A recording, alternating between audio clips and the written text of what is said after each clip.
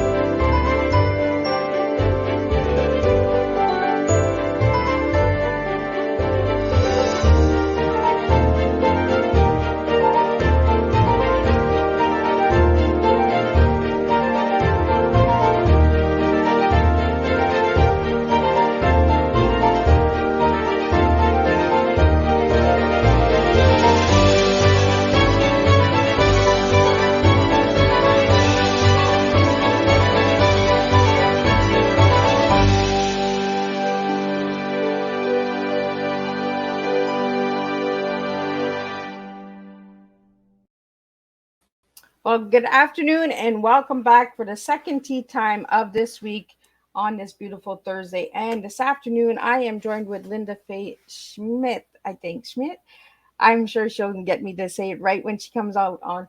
She's in the studio waiting in the background. So let's get the disclaimer going and let's get a quick little intro on her bio. And then let's spill some good old TEA and let's talk about some special education and her new book release that came out on April 23rd. That's right. We're going to talk about a new book release so you can grab your copies.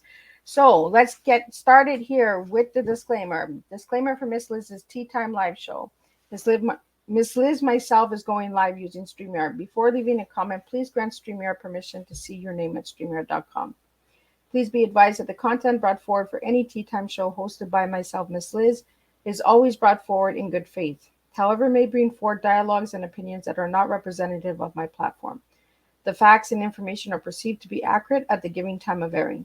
All Tea Time guests and audience participants are responsible for using their good judgment in taking any action that may relate to the discussion. The content brought forward may include discussion for some where they may be emotionally at risk.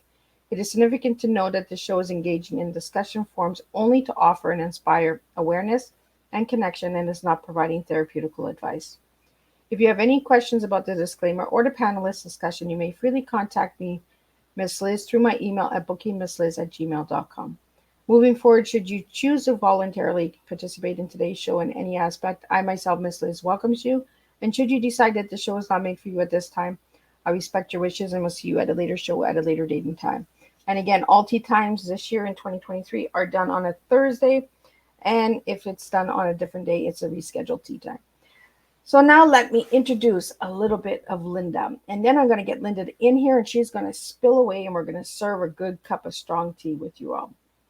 Lynda Faye Schmidt believes that creating in her life purpose, whether it's building meaningful relationships, writing poems, blogs, or stories, or preparing culinary creations, she loves to be fully engaged in the process. Lynda writes emotionally impacting, character-driven stories based on real-life experiences. Lynda has been homing her craft since she began scribbling poetry in the back of her elementary school exercising books. I want to talk to her about that because I did that a lot too in school. She has a massive collection of journals, which are for her fundamental reflection and creative tools. Lynda earns a Bachelor of Education majoring in reading and language at the University of Calgary. She has taught grade kindergarten to grade 9. So we have a teacher in the house. So anybody who has any questions on teaching, put them in the comments. She developed an interest in special needs education early in her career and enrolled in numerous workshops to develop her skills and gain experience in the field. As part of her lifelong interest in reading and writing, Linda has attended writing workshops with a was a member of the Writers Guild of Alberta, completed a creative writing course at Mount Royal College, and finished The Artist's Way by Julia Cameron. In 2017, Linda started her blog, Musing of an Emotional Creator, where she writes about topics that inspire, impassion, and ignite her.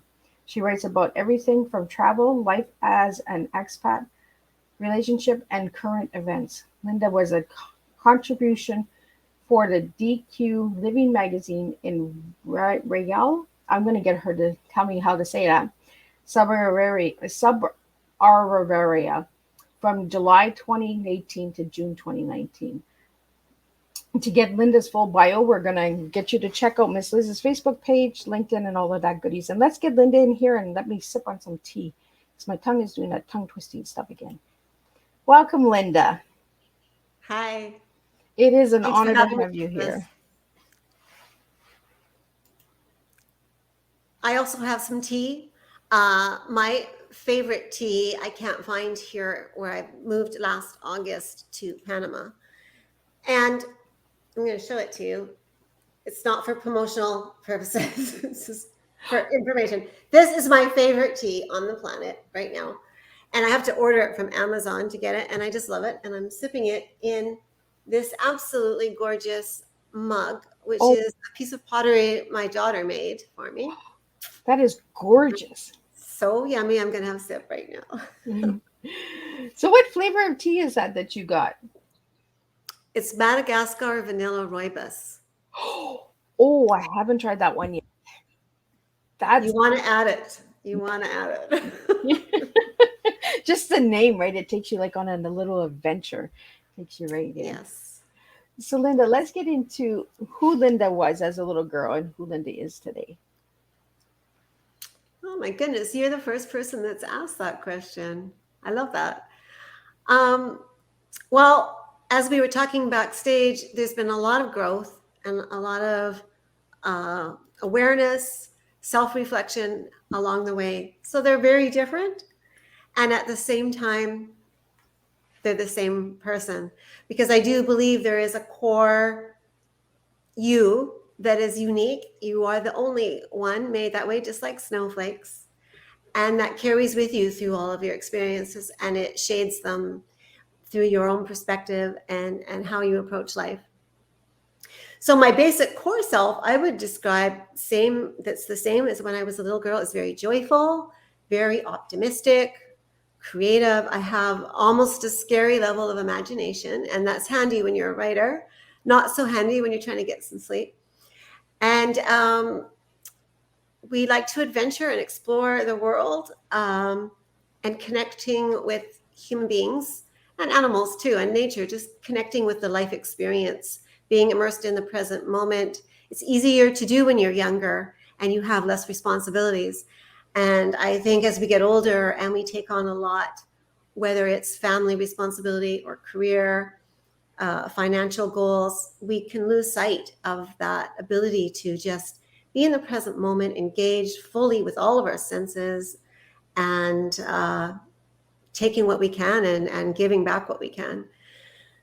But I think that's something that I have a bit of a natural tendency towards. And when I don't honor it, I don't do as well in my life. So I've come to realize it's important as exercise for me to just make space for it.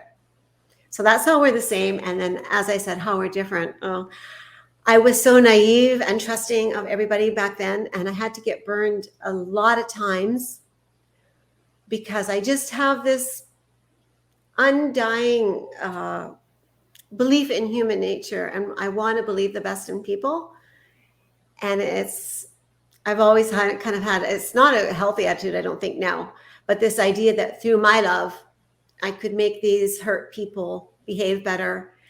And I finally came to a place of just realizing that was their job to figure out and not mine, and that I could actually accomplish more and give more to the people that were bringing something to my life by making that good boundary, not hanging out with them, and really focusing on my own self-care and the care of people who are supporting me. So that's how we're different. So, Linda, writing at a young age and writing as an adult, do you feel that the little girl sometimes comes out when you're writing? Oh yeah, she's the playful part. She's the part that guides, like I said, that imagination and the wonder, the curiosity. But of course, she needed a lot of education around the craft and how to use vocabulary in a way that is engaging and how to insert dialogue with your narration. And that comes through learning, school learning, as well as I think practice is the best way to learn for me. So Is that what I've got written you, a lot. Linda? Is that what got you into the special education? Writing? Yeah. I wouldn't say it was a direct link. So I always was interested in writing, and I started writing, as you said, in my notebooks in elementary school, mostly poetry. And I did writing even while I was in university as a single mom. And I maybe would have chosen a career like a journalist or something like that, but it didn't seem like a great fit for raising a little girl on your own with the uncertainty and hours that aren't regular. And I didn't not enjoy teaching. Don't get me wrong. I loved my career as a teacher. I wouldn't have stayed in it for 25 years if I didn't like it. So it was very fulfilling. But I started off thinking I was going to be teaching English, teaching young children how to read, how to write. And that was my passion and still is. But along the way, I think because there's so much, or even more so now today, integrating of children who have different learning challenges, I'll say, I hadn't even known all the range of challenges that can occur in the human brain that impede learning. And so they were in the classroom and I needed to figure out, and I did not have the toolkit to figure out how to work with these kids. So I just started taking a lot of courses in my spare time to learn more. And just bit by bit, I started learning about ADHD. I started learning about FASD. And the more I learned, the more my passion grew of these marginalized people that sometimes don't get included and have a lot to contribute. And one of my really impacting experiences was early on when I'd started into the special education field. I was at a fundraiser, a silent auction. This is mind-blowing. And this little guy, I think he was 7 or 8, he was in a wheelchair and he couldn't speak. He had to have support, and he had one of those computers to say his voice. And he started speaking. And his IQ was like genius level, trapped in this body that didn't have muscles. And the things that he was saying. And then to top it off, this little girl in the crowd who also had some really serious challenges just started to try to clap. She was missing, and her whole face was so lit up. She was listening and taking this in, even though it might look from the outside that there wasn't that capability. And it just reinforced for me, you can't judge a book by its cover. Right. I think we so often underestimate the power of these children, and then when we see the magic come out of them, we're like, whoa, where did this come from? Uh, Exactly. I used to love working with the Down syndrome children because a lot of people were like, oh, they don't understand, just put them in the corner. And I'd be like, there's something with them, the numbers, like I had one little guy who had to actually pass away because of his weight size. He was 11, and he would just grab the Sears catalog and he would just go through the numbers like crazy. And if you took that catalog away from him, then he would get aggressive. He needed that catalog. It was like a calming source for him. And if you take the catalog away from him, he would just get like outrageous. Like he would get like outburst and get angry, stomp his feet, and they're strong. Like they have the strength behind them. So, do you have a story of one of your students that really impacted your life? Oh, so many. It'd be hard to choose. Like with the little guys, there was one in particular that I was teaching in kindergarten at that time. And he was just such a gentle soul. And he was someone who had a lot of seizures, like many a day. And so it had really slowed his development. But he just, I don't know, we made a connection. And I would say really on a daily basis, there would be an exchange that wasn't verbal and that wasn't even physical. Like you're saying, this boy who had a book, we just had some kind of exchange of almost just energy where he would just smile like we'd shared a secret. And I would know, even though I couldn't really put it into words, what just transpired. And then both of us would just kind of carry on what we were doing, but with this special secret we shared together. And I really enjoyed, I could just go on and on of all those different stories. But then I would say later on, I changed into working with teens who had emotional and behavior difficulties, as well as a lot of learning challenges. And I created a lot of close relationships with those girls. But the most impacting time for me was when the school recognized me making this connection with these young girls, and they were feeling witnessed and seen and capable. And the principal asked me to start a class just for girls where they could really kind of focus on gender related issues that unfortunately do come up, even if you don't want to have stereotypes around it. That's the nature of it. So they were free to not feel nervous about what boys thought, because it was an all girls class. And we had a hoot, and we would sit and watch on the big, we had one of those PowerPoint on the screens, very expensive technology. And we would watch Eve Ensler, I Am Woman, and they would be just so proud of it. Instead of embarrassed or instead of sexualizing themselves, they started being like, that's right.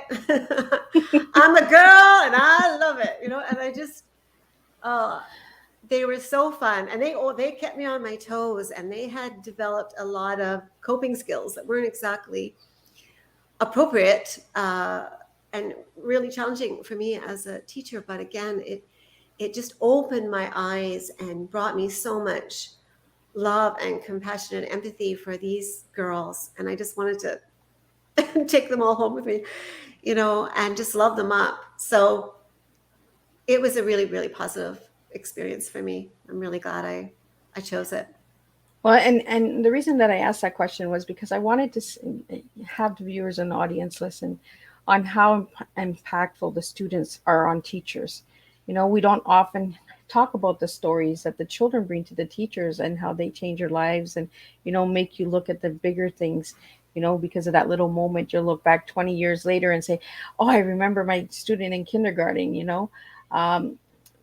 The teachers have amazing stories out there, and they have amazing students that have impacted their lives as well.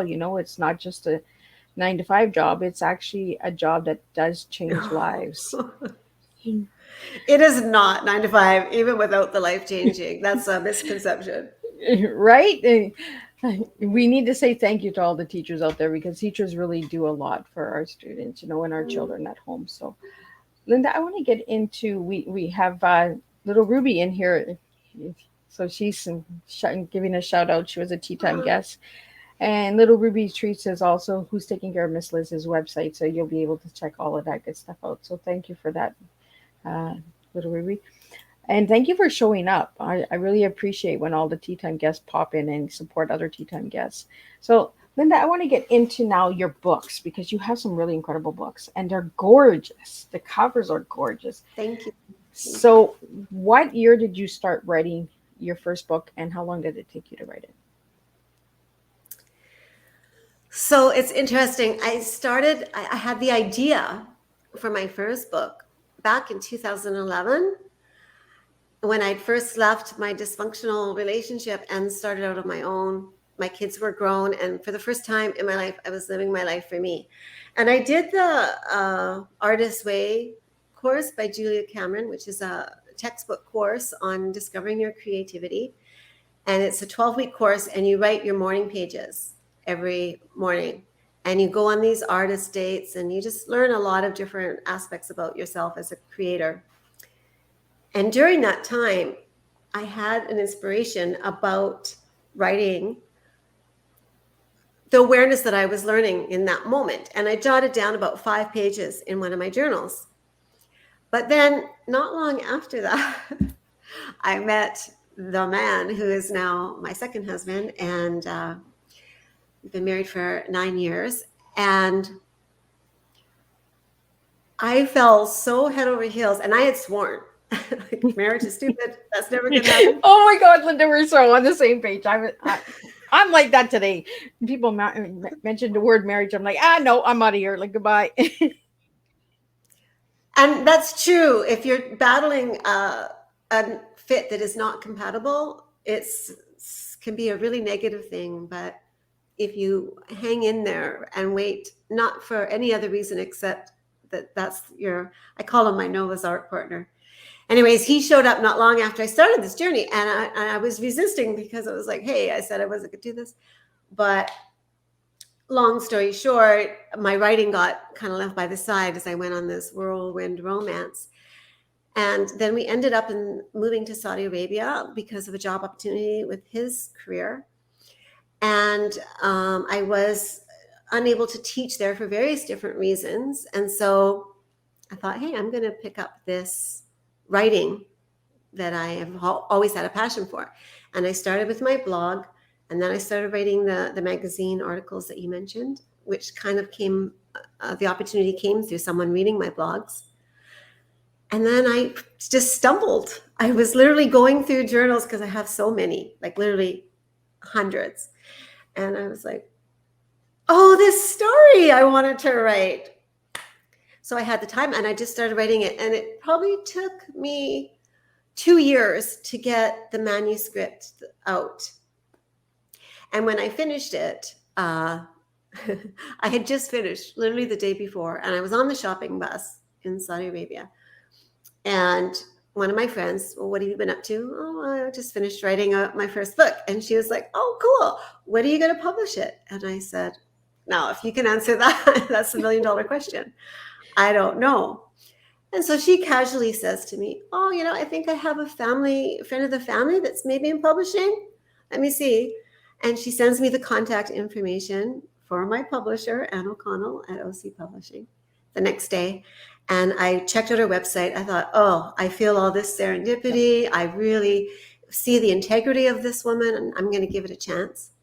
Sent her a query letter, and she loved it. So then it took us working together, mentoring, and moving into editing, another little more than a year. So all told, about 3 years for the first one.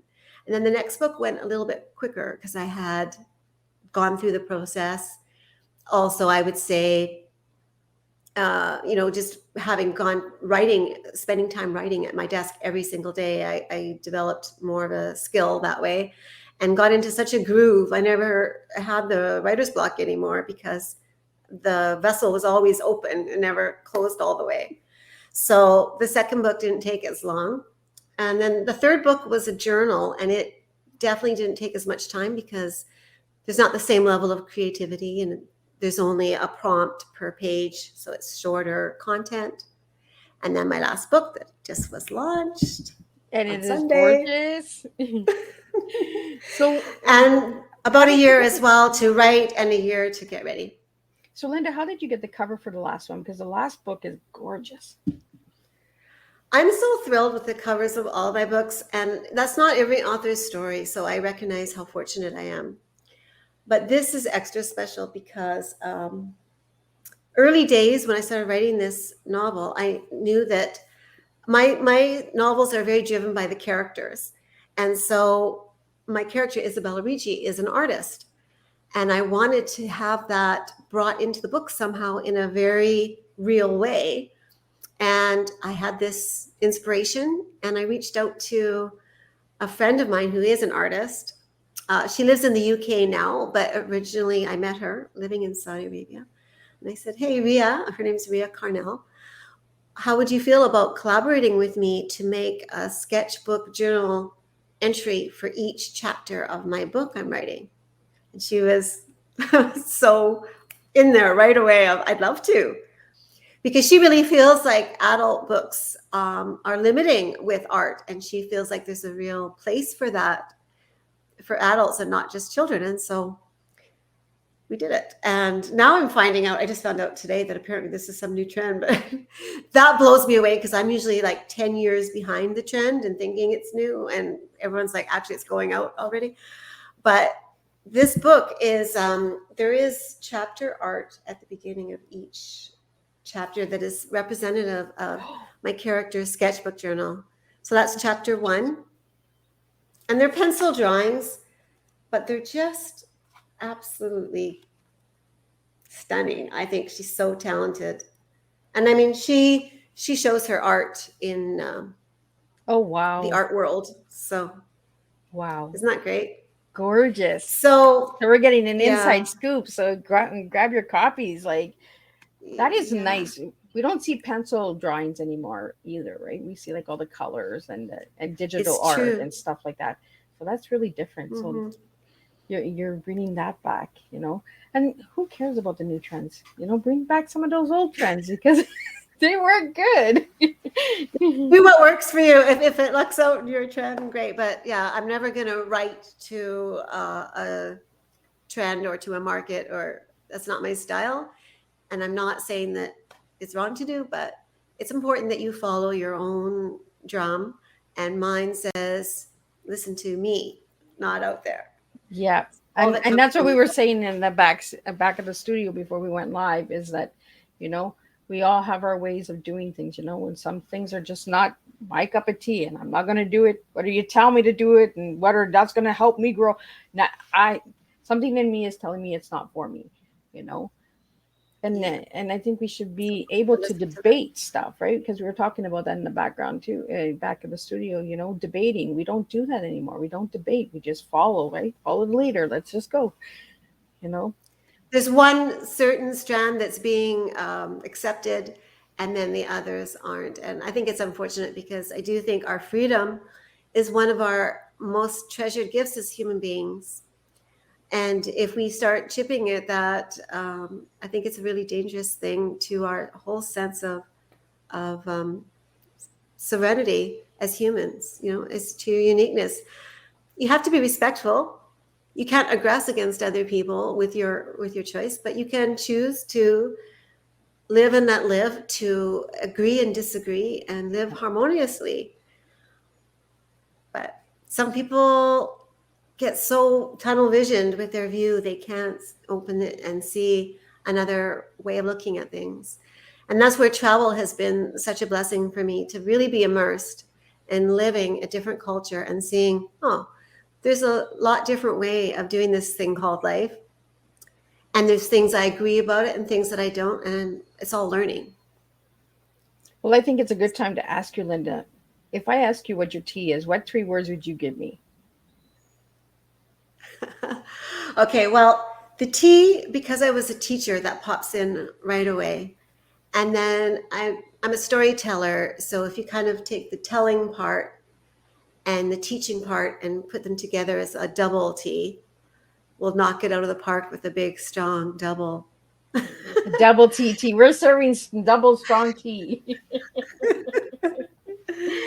Yeah. You might need a splash of milk with this tea. So I think that, yeah, I really enjoy that, having that voice and encouraging other people and listening to their stories. And, you know, I weave in other people's stories through my characters, and it doesn't matter that it has their name attached to it or not. It's important just to get out what their belief is or what their experience has been, so that people can realize that there's so many things that you can't understand when you haven't walked through their shoe, but you can get a glimpse if you read about it.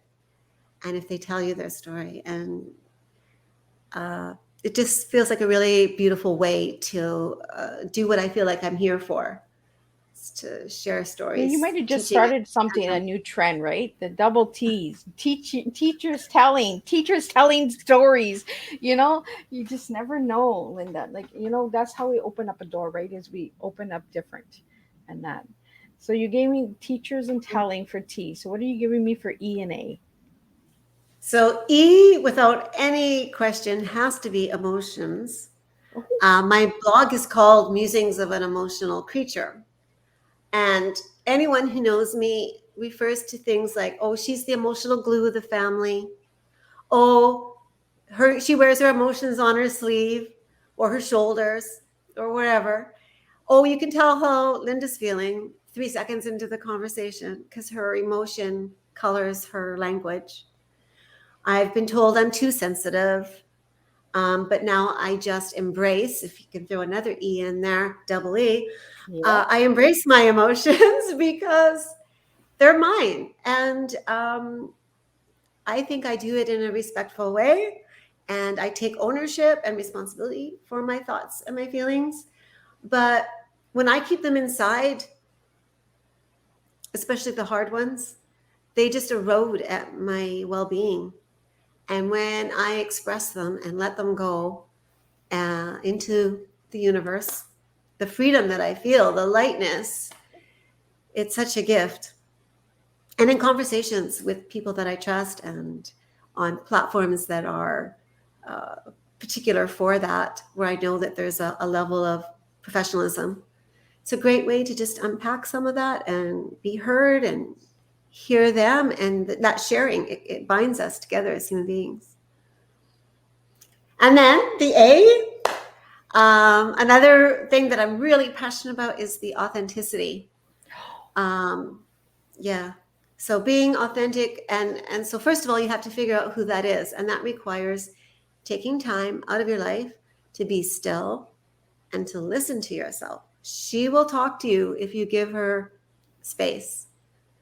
Open your heart, open your mind, and just be still. We have so much noise pollution in our lives these days, and technology is beautiful. I wouldn't have met you and be enjoying this conversation without technology. So I'm not saying throw technology out, but you need to create some moments in your day for just solitude and quiet so you can go inward. And there's a lot of answers in there. And then you find your authentic self, and then you figure out, okay, how do I express her in a way that is honoring myself and others? How do I express her in a way that fulfills my purpose of why I'm here? And, you know, there's going to be bumps along that road. You're going to get thrown a curveball and, well, I was wrong about that. And it's okay to just admit, yeah, I wasn't right nailing it there, but that's okay. I'm not going to berate myself and criticize myself. I'm just going to dust off my shoes and keep on and find a new path until I figure it out. And I think living the life that you were made to live, regardless of what other people, as you were talking about before, I think that's a big responsibility that you have as a human being, because why else were you here? They can live their life. That's their job. Yours is to live yours. And you really blew me away, because I was like, okay, she's a teacher. I'm getting teacher. I knew I was getting emotions. Teachers have emotions, you know. As you're sharing, Linda, I can feel the emotions, and and then you said the emotions, the color of language. You know, we don't really look at colors as descripting and describing ourselves as well, right? And that's why I asked this question to all my guests. And I'm going to come with your color, because your color, I could not find it, because I usually wear the color that the guests give me to respect my guests. And Linda, when I asked you your favorite color, what color did you give me? Well, I said it was not just a color. It is a very specific color. It is the blue of my husband's eyes. That exact shade of blue. And I'm like, okay, what shade of blue is that? Because there's so many shades. I have blue eyes, and my eyes change with my moods and my emotions. So the blue, the Mm. tint, it goes blue and gray, blue and green, sometimes, and sometimes goes really dark blue. And some people are like, oh my God, Miss Liz, your eyes are really blue today. And I'm like, I don't know, must be the emotion. So what It type of is. It blue is changes. this? And his are the same. But when we were first falling in love, so I'm someone, when someone is feeling a lot of emotion, and I can't do it on a screen, but if they're physically beside me, and it doesn't happen all the time, but I can often see their aura around them. And so his aura is the same color as his eyes. And so however he's feeling emotional, and of course he was emotional because he was also falling in love with me. And he was really vibrating at that time a blue that I will describe as very intense and magnetic and yet soft. It was pure and clear. It wasn't like a dark navy blue or sapphire, and it wasn't light like baby blue, sky blue. It was somewhere in the middle there, but it was definitely blue, no silver, no green, just pure blue. And I couldn't sleep sometimes. I mean, like, your aura is keeping me up. I'm falling in love, but I need sleep. Exactly. Yeah, because when I got that color, I was like, oh, okay, so what color do I wear for that? And I'm like, okay, I Well, got and I'm blue. not wearing I'm it. going with I the don't blue think you eyes. I can got wear it. blue eyes. Yeah, I'm wearing. It's on me. that's perfect. That's But perfect. and this is why I asked about the colors, right? Because when you hear that, what's your favorite color? Oh, black, blue, green. But why is it your favorite color? So then we dig a little deeper, right? It's like a cup of tea. We dig deeper and we understand, why do we want that flavor, like the flavor of tea that you're drinking today? Why are you drinking that flavor? So why are we serving our tea? Why do we serve these purpose? And like you had mentioned a few minutes ago, our purpose and our why is different than everyone else, right? The authenticity of being real and being emotional and being a teller. You're the storyteller, you write books, and you're the teacher, you taught. So it's a strong cup of tea. It's Lynda's tea. It doesn't mean to work for anybody else. It's Lynda's tea. We are serving Lynda's tea here today on Tea Time. So Lynda, and you've been promoting this Tea Time, and you've been saying, I'm coming with a strong tea, and she's here with a strong tea. So I really want to thank you for that. Now, your one word that you gave me to describe yourself as a person, do you remember what you gave me? I think it was passionate. It was hard to choose one word. I love words so much. I could probably write 1,000. So choosing one, but passion is a good choice if you have to go with one because it underlies a lot of the other ones. I'm passionate about the other things. And I just, like I said, about being emotional, I feel everything so deeply. And I just care so much about life, you know? And as I said, there's so many. I'm so passionate about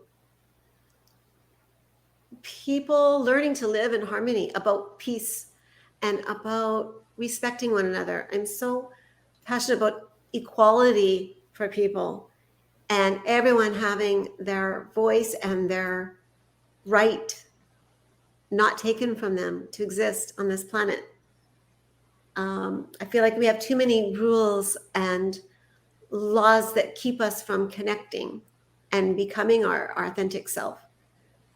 Um, and rules have their place. I like to have a few as well, but I don't know. I just feel that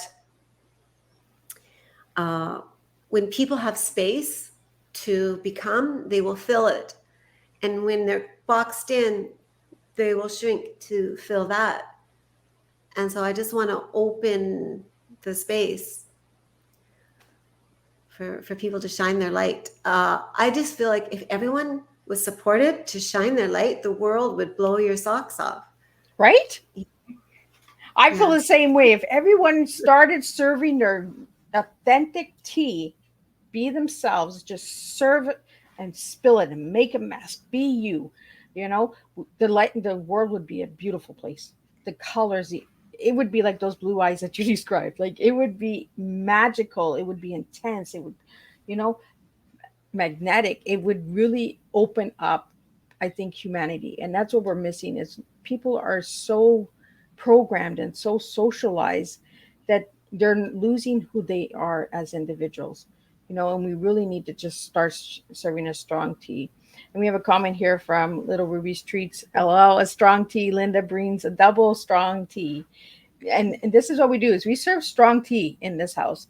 And we don't serve a beverage. We serve the tea of life. And Linda's tea is really strong. It's in her story. It's in what she does. She's a teacher, she's a writer, so she's telling you a story. The words really do matter. The words really express who we are as individuals.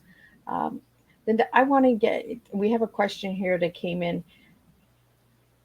Do you like eye contact? Do I like eye contact? Yeah. Yes, absolutely. Can you tell us why you like eye contact? That's a weird question, but okay, I'm going to go with it. Well, to me, your eye is your window to your soul. So if you are going to, first of all, seek that in someone and then also be open to receiving it from another, you're being vulnerable. You are opening yourself up to be seen. And so I think it's important that we stop looking away from a person and looking right at them and saying, with the way you look at them, I see you. You are seen. You are witnessed. Yeah. And I think it goes with a lot with your story and your story, your life, seeing me for who I am. You spoke about the emotions. A lot of people said you're emotional, but that's who you are. See me for who I am. I'm emotional, but I'm a beautiful person. We really need to start looking at ourselves as this magical individual piece of glass and just look at the reflection of ourselves. When we start looking, and it's like the eyes, right? The eyes are like glass. When you look into the eyes, you actually see the vision. And I feel a beautiful poem coming from you, Lynda, or a book coming from this tea time, because there's just so much opening and pouring. I want to get into the culinary creations. So are you like into big special meals, like colors, flavors? What do you do when you create one of your meals? Well, the passion comes in there, and all that feeling of things, like you said, the colors and the textures. Food to me is sensual, and it's the food of life, and it connects us. We gather over food and drink in ceremony and in families to celebrate, and so there's comfort foods from your childhood, and then there's foods that bring out your surprise because, I've never had that spice before, and someone get me a glass of water.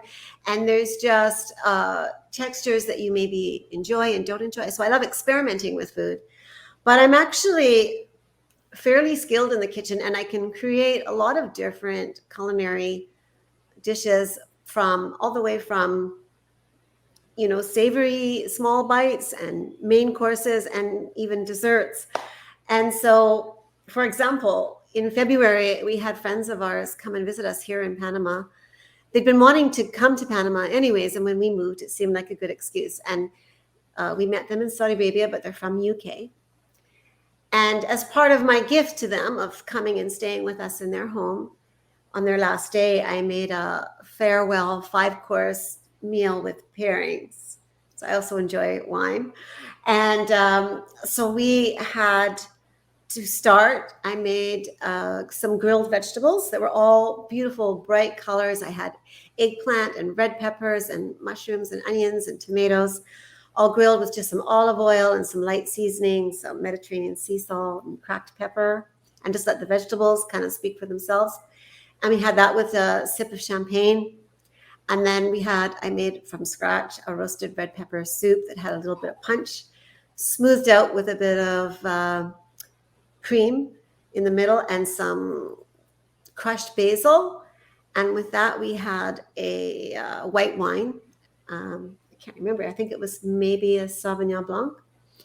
And then we had the main course was a mixture of different choices barbecued on the grill that I served with a mushroom gravy and some scalloped potatoes and some steamed asparagus with garlic and butter. I'm getting hungry. And I a am glass too. of I'm red like, wine with that. where's the virtual? Slide me a plate. Yeah, right? So it was very well received. I really enjoyed it. I made his favorite dessert was creme brulee, so we had that. And then some cheese and port to top it all off. And actually, I couldn't drink my port. I had enough by that point. But I just enjoyed it, spending all day in the kitchen, music going, chopping, smelling the fragrances of the food. I love cooking. If I'm having a hard day, that can be, besides journaling and yoga and some of the other things I do to cope with difficult times, cooking can be that way of channeling a little bit.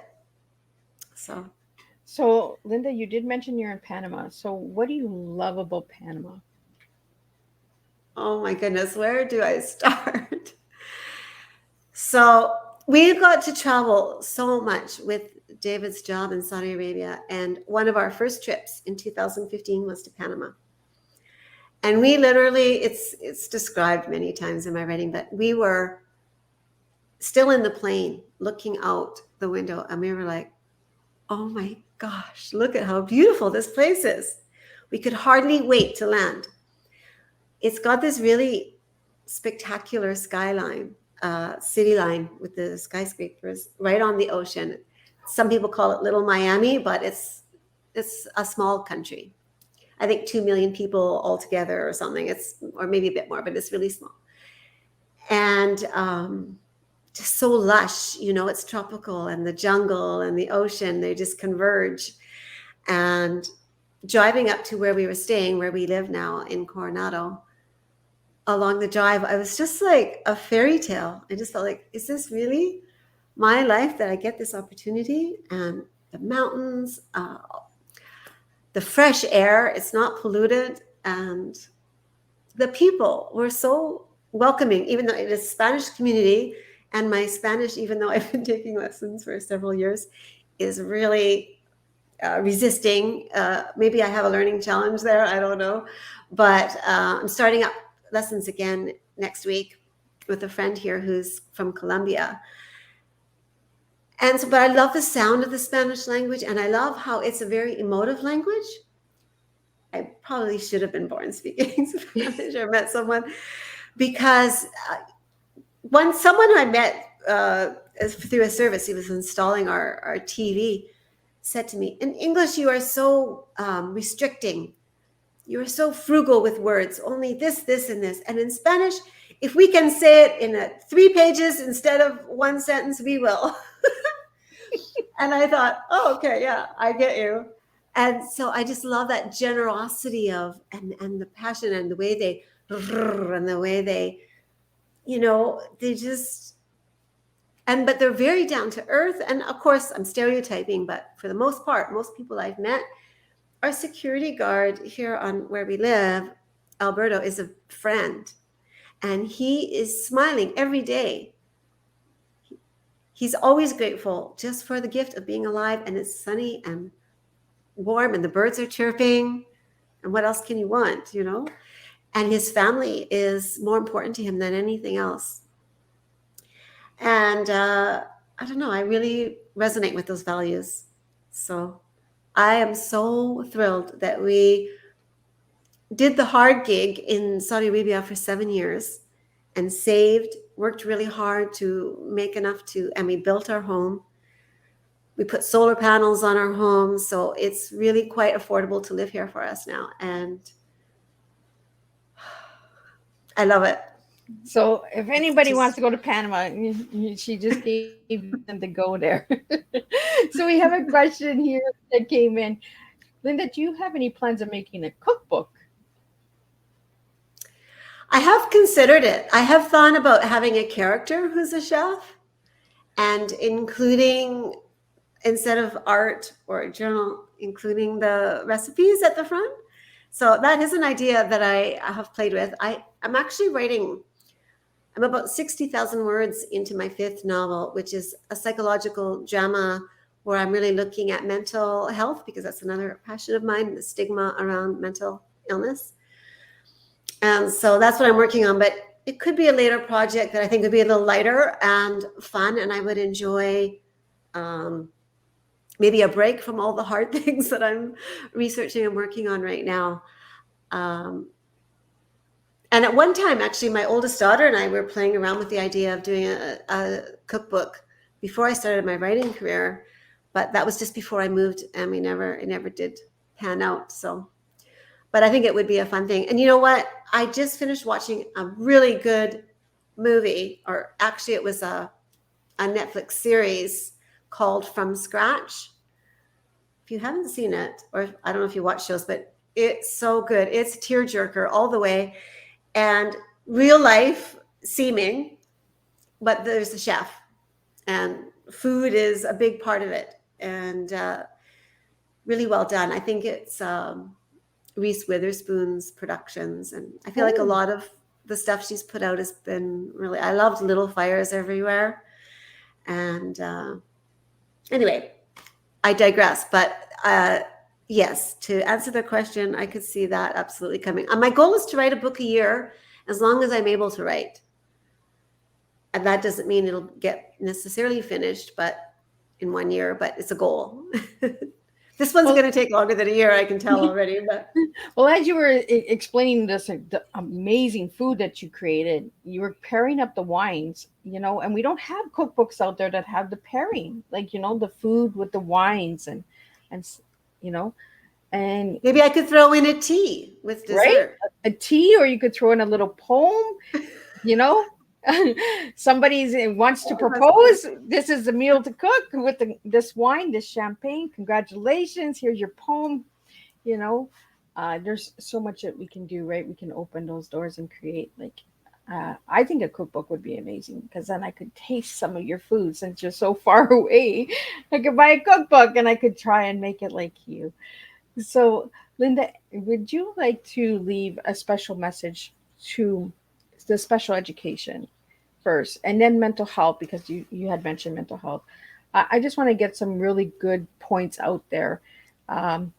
Since being a teacher in that, and you worked in the field for so long, what message do you have for everybody out there? In regards to special education, I guess I would summarize by saying that, as I alluded to earlier in my story, that each of us is special.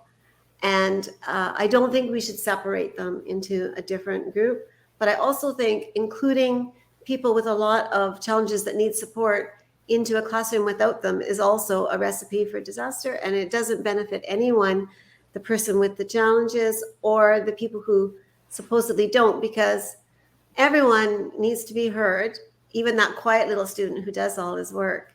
And if the teacher is too inundated with all of the bigger things that require, like you were saying with your student with Down syndrome, and getting agitated, that you have to manage that first. So there needs to be more awareness. There needs to be more support towards special education. And by that, I mean integrating with resources. And that means extra people, extra education, extra tools in the classroom, like ability to write stories through microphones if they are unable to write, or vice versa if they don't have speech, to have someone record for them, and all these kinds of ways of helping people who have obstacles towards realizing their potential. We will all benefit by supporting that. So I think that's important for people in the field to advocate for, and for parents to support and understand it's not just about reading and math. Those are important. As I say, you don't want to sacrifice the education. It's absolutely important. but you want to make it accessible to everyone, and you want to integrate so that people don't feel separate and isolated and different. And what's wrong with me? I'm special. Instead of I am special. It's different. It's a different quality to that. And what message would you have for mental health? And for mental health, I think the thing that stands out for me in my experience is that there's so much stigma, as if it's like a slight on their personality or their character.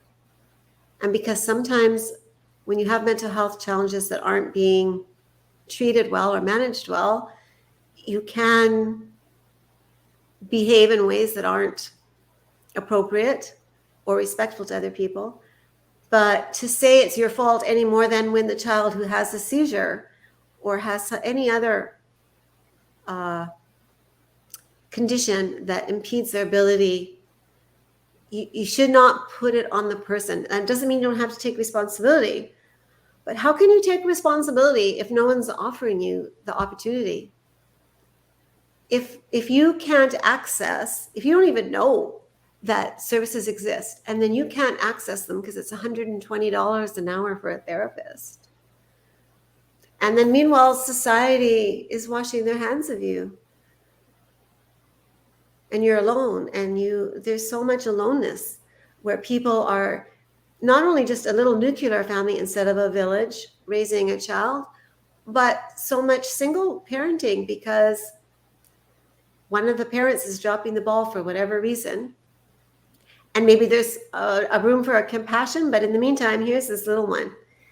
And again, we just sort of leave it to them to resolve. And I really feel that whether it's mental health, whether it's a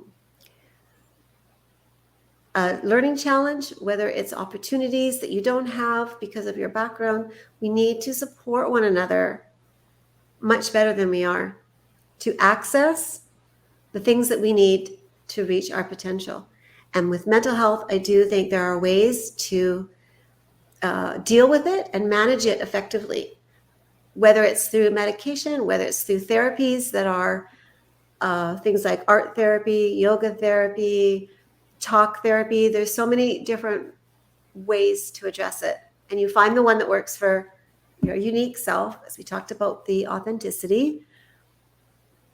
But, it has to be within reason of price point as well, or else you're excluding. And I know it's a lot to chew when you look at it and think, where's the money coming from that? And the government's already in debt. But I think there's ways to redistribute wealth from resources more equally. And doesn't the Earth's resources belong to all of us? Right. As members of the planet, right? So let's Right. share. Do some people really need 30 billion that they can't spend in their lifetime? Now, some people are amazing philanthropists and share and do great work, and others are not. And I don't disagree around free enterprise and the right to your own independence. But that's assuming you're starting from an equal playing field, and we aren't. So that's being naive about the reality of life. I'm fortunate. I was born in Canada where, we are strong and free for the most part. But other people, through a roll of the dice, are born somewhere else. Whenever I get really heavy with feeling all of this, though, Liz, I like to take a step back, take a deep breath, and remind myself I can trust in life. It's unfolding exactly as it should. And I don't need to get myself in a knot. I can just keep putting one foot in front of the other, standing up, being my best every day, and that is enough. If we all do that, we'll find our way somehow together, I think. And I really want to thank you, Lynda, for sharing that. This tea time has been a really strong tea. It's been a very, very emotional tea with a lot of emotions, a lot of feelings, a lot of good information, a lot of good resources. I really want, when you're listening to this tea time, listen to it a few times, because there's a message in the different moments. Lynda, I really enjoyed this tea time with you. We got so much in common, so much that resonates, and I really enjoyed my time with you. So if anybody would like to grab your book before we wrap up, where can they grab your book? Because your book just came out on the 23rd, so we want to get that book out there. It did. Thank you so much. I do want people to read this book because I think it's quite inspiring. And it talks about all these things we've been discussing in a unique story of Isabella Ricci. And it's available. You can go on my website and all the links are there under my books, or you can go directly to Amazon, Chapters, Indigo, or Barnes and Noble. It's available on all those great retailers online. You can get it delivered right to your door. And if you put in Lynda Faye Schmidt, you can find me on YouTube. You can find me on social media. You can connect some way. And I'm just like you, Liz. I love to hear from people. I love to share stories and ideas and engage. So that's the best way. Drop me a line. You can sign up to email, receive a blog every month, or whatever suits you. Follow your voice, what whispers to you. Well, thank you so much, Lynda. It was an honor to have you here. And I want to give a special shout out to OC Publishing and O'Connor's for giving this incredible guest to me today to share her and spill her tea.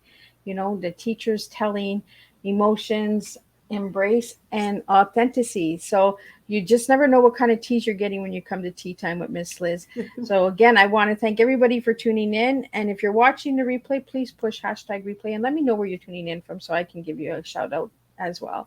And I will see everybody back at 7 p.m. for the last Tea Time of April. And then we're jumping into May. We're already going into May. Like, I can't believe it. And I'll be joined with Claudia Burham, and she'll be coming in with holistic healing.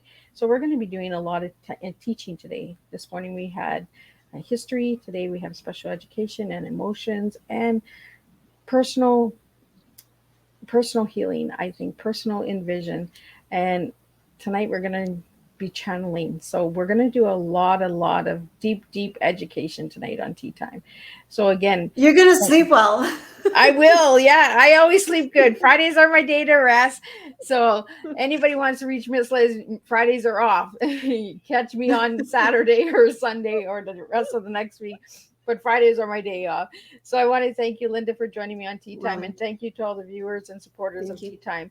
And I will see you all at 7 p.m. Lynda, don't leave. I will just close the live.